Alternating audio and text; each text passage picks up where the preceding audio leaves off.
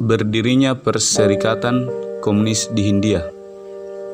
Secara formalnya, PKI adalah lanjutan dari ISDV, sebuah perkumpulan sosialis Belanda yang didirikan dalam tahun 1914.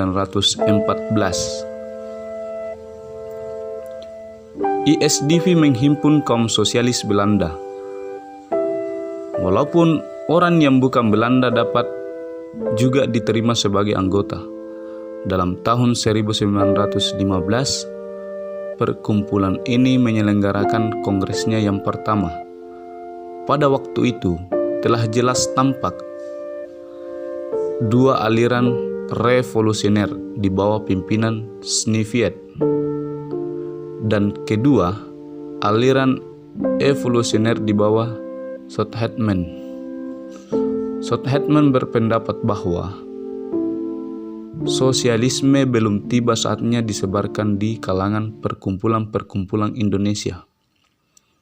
Kalau disebarkan sekarang, malah akan menimbulkan pemberontakan karena mereka belum masak.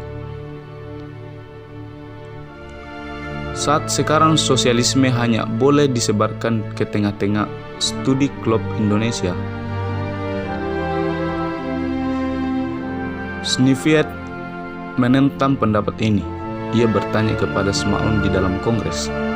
Orang Indonesia satu-satunya yang ikut menjawab bahwa orang Indonesia sudah sadar karena mereka membayar pajak. Mereka selalu bertanya, untuk apa membayar pajak, dan pertanyaan sosialisme ke tengah-tengah orang Indonesia. Dan jika Indonesia sudah berontak, itu tandanya kami sudah masak. Sidang kongres gempar karenanya. Sebagian besar anggota-anggota Belanda tidak menyokong Sneviet. Mereka keluar satu persatu. Lalu dalam tahun 1917, berselisihlah ISDP, sosialis kanan, yang mengakibatkan banyak anggota Sarekat Islam Semarang menjadi anggota ISDP. Sebenarnya tidak ada perbedaan antara ISDP dengan Sarekat Islam Semarang.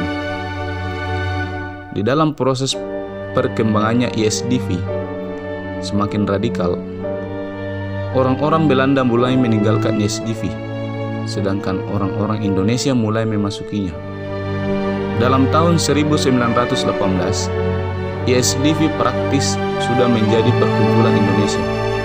Walaupun Belanda masih dipasang di pucuk pimpinannya untuk memudahkan berurusan dengan pihak penguasa, pembuangan tokoh Sneviet maupun mereka yang pulang kembali ke negeri Belanda mempercepat proses pengindonesiaan itu.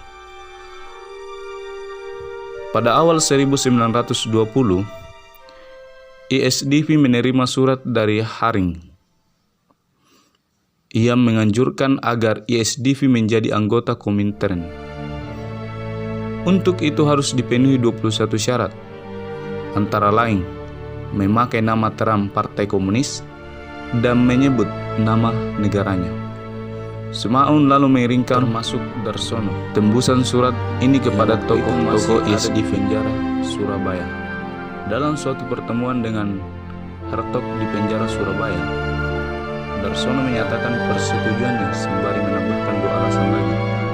Yang pertama, manifest yang ditulis Marxis Engels dinamai Manifest Komunis dan bukannya Manifest Sosial Demokrat. Yang kedua, rakyat Indonesia tidak dapat membedakan antara ISDP yang revolusioner dengan ISDP yang evolusioner. Hertog yang waktu itu ketua ISDP menolak pendapat Darsono itu. Maka untuk membicarakan perubahan nama ini, diadakan kongres istimewa yang dihadiri 40 orang. Semuanya orang Indonesia. Kongres ini berlangsung panas sehingga Alimin meninggalkan sidang. Dalam sidang, dua orang mengajukan keberatan dengan alasan jika menerima pemerintahan Komintern, ini berarti kita berada di bawah Rusia. Semaun mencoba menjelaskan bahwa Komintern bukan milik Rusia dan perubahan nama itu hanya sekedar disiplin organisasi. Akhirnya sidang menerima perubahan nama itu. Maka pada tanggal 23 Mei 1920 lahirlah Perserikatan Komunis di Hindia. Semaun dipilih sebagai ketua, Darsono wakil ketua, Brixma sekretaris, Dekker menjadi bendahara dan Kran anggota. Proses penggantian nama ini dapat dilihat sebagai pengindonesiaan gerakan Marxisme di Indonesia.